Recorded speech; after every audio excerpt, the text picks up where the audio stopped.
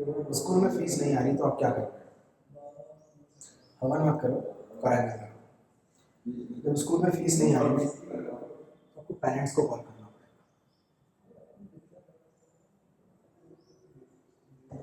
ताकि आप उनको उनकी ड्यू फीस बता सकें। अगर आपको उनकी ड्यू फीस बतानी है तो आपको फीस ड्यू लिस्ट जनरेट करनी है। फीस ड्यू लिस्ट क्या होती है? फीस ड्यू लिस्ट वो होती है जिसमें अलग अलग इन्फॉर्मेशन होती है एक ही बच्चे की, ताकि जब आप उनको कॉल करो तो आप उनको बता सको कि क्या क्या फीस उनकी बाकी है। फीस ड्यू लिस्ट में क्या क्या कॉलम्स होते हैं ये मैं नीचे बता। फीस ड्यू लिस्ट में सबसे पहला कॉलम होता है mobile number. Mobile number column इसलिए डालते हैं क्योंकि जब आपको उस मोबाइल नंबर नहीं होगा तो फिर आप डायल कैसे करेंगे। सेकंड कॉलम होता है आपका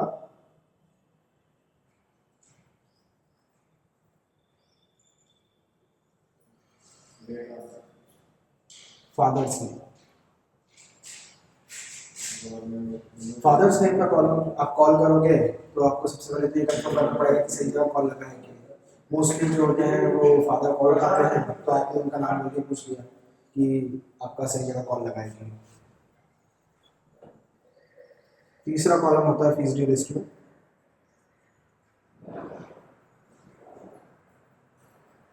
स्टूडेंट्स। स्टूडेंट नेम्स का कॉलम इसलिए होता है क्योंकि जब भी आप फादर कॉल करोगे किस रिगार्डिंग आपने कॉल किया, किस स्कूल से कॉल किया है आपने, आप अपने स्कूल का नाम बताओगे बस साथ में बच्चे का नाम बताओगे कि ये हमने इस बच्चे के लिए कॉल किया है। चौथा कॉलम होता है क्लास। सेक्शन आप तो रख सकते हो लेकिन सेक्शन पे फादर एक्चुअली में ध्यान नहीं देता तो सेक्शन आप अवॉइड कर सकते हो अपनी फीस की लिस्ट में। क्लास आप इसलिए बताओगे ताकि आपका बच्चा इस क्लास में पढ़ता है हमारे स्कूल में, इसलिए हमने कॉल किया है।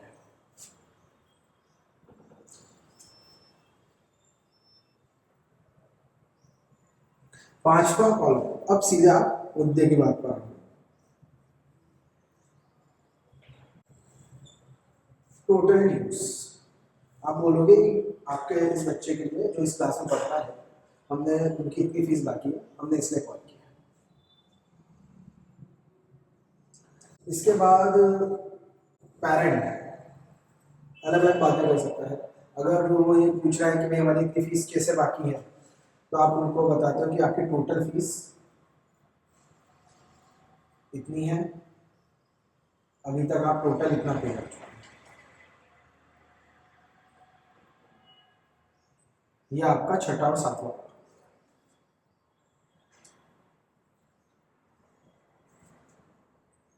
इसके बाद आपका एक दूसरा कॉलम होता है जो कि ब्लैंक होता है अपनी शीट में लेकिन आपको रखना पड़ता है। वो कॉलम होता है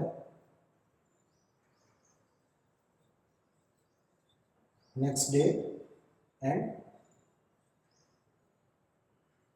रिमार्क। ये कॉलम हम इसलिए बनाते हैं क्योंकि जब भी पेरेंट बोलता है कि ठीक है हम देख लेंगे तो आपको उनसे एक डेट लेनी पड़ती है। आपको उनको बोलना पड़ेगा सर कब तक आएगी। वो कोई कारण बताता है कि मेरी फसल नहीं आएगी, कुछ भी कारण होता है, सर कब तक आएगी।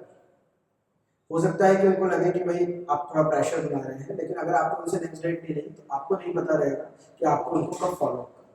फॉलो अप करना भी बहुत इंपॉर्टेंट है। इस फीस ड्यू लिस्ट के बाद जब आप कॉल करते हैं तो आपका जो नेक्स्ट ड्यू डेट रहती है और उन्होंने क्या बात की होती है, यही दो चीजें देखकर आप अगली डेट पे कॉल करते हैं, जो उन्होंने कारण बताते हैं, जो भी बात की होती है आप इसी कारण से चालू करते हैं। इस कारण से आप चालू करते हैं और फिर उनको बोलते हैं कि सर फसल आ गई क्या, या आप आ गए क्या, बाहर गए हुए थे, जो भी बात है आप उसको बोलते हैं और सर आपकी इतनी फीस बाकी है, और अगर आप फिर पूरी बात उनसे चालू करते हैं।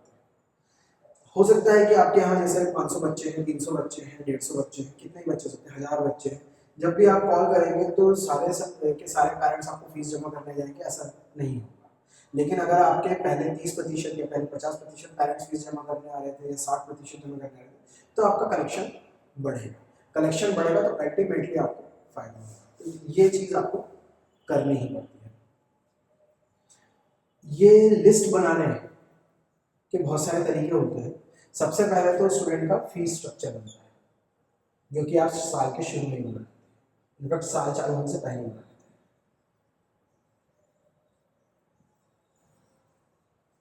उसके बाद फिर जो रसीद कटती है आपकी, उसको रिसिप्ट भी बोलते हैं,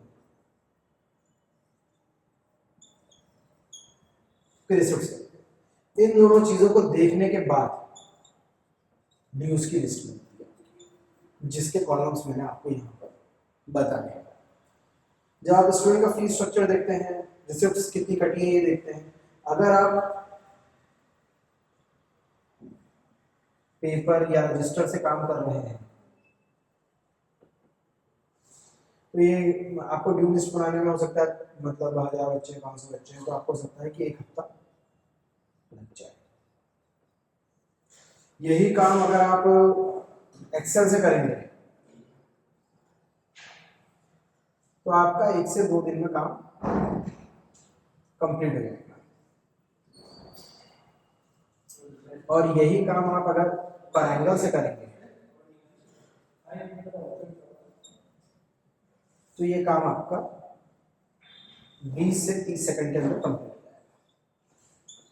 इसमें आपका अगर क्लास वाइज लिस्ट निकालनी है, तीनों में ही आपको ये करना होता है कि क्लास वाइज लिस्ट निकालनी होती है। हो सकता है कि आप अपने क्लास में क्लास टीचर को दे दें, लेकिन जब आप ट्रायंगल से करते हैं चूंकि काम इतनी जल्दी कंप्लीट हो जाता है तो ऑटोमेटिकली फिर आपका जो कंप्यूटर ऑपरेटर है वो भी कॉल कर सकते हैं।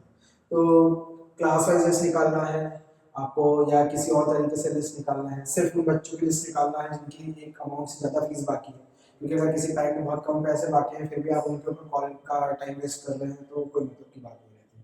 तो ये सारी चीज़ें आपकी इस तरीके से हैंडल होती हैं। नीचे दिए गए लिंक में डिस्क्रिप्शन में पेपर रजिस्टर के कॉलम्स कैसे मेंटेन होते हैं इन 3 चीज़ों के ये दे रखा है। एक्सेल विद फॉर्मूलाज डिस्क्रिप्शन में ऑलरेडी मेंशन है इन तीनों चीज़ों के लिए। और अगर आपको पाइथन यूज़ करना है तो उसका भी लिंक मेंशन है नीचे डिस्क्रिप्शन में, आप साइन अप कर सकते हैं, फ्री है ये स्कूल सॉफ्टवेयर है तो ये फ्री है आपके लिए और आप इसका इस्तेमाल करके भी अपनी ड्यू लिस्ट निकाल सकते हैं। कोई चीज़ अगर आपको प्रॉब्लम आती है तो जब आप साइन अप करेंगे कोरैंगल के लिए तो ऑटोमेटिकली आपको एक life time school coach assign हो जाता है जिससे आप कभी भी बात कर सकते हैं और अगर आपको स्कूल में कोई प्रॉब्लम आ रही है तो आप कंसल्ट कर सकते हैं। Thank you.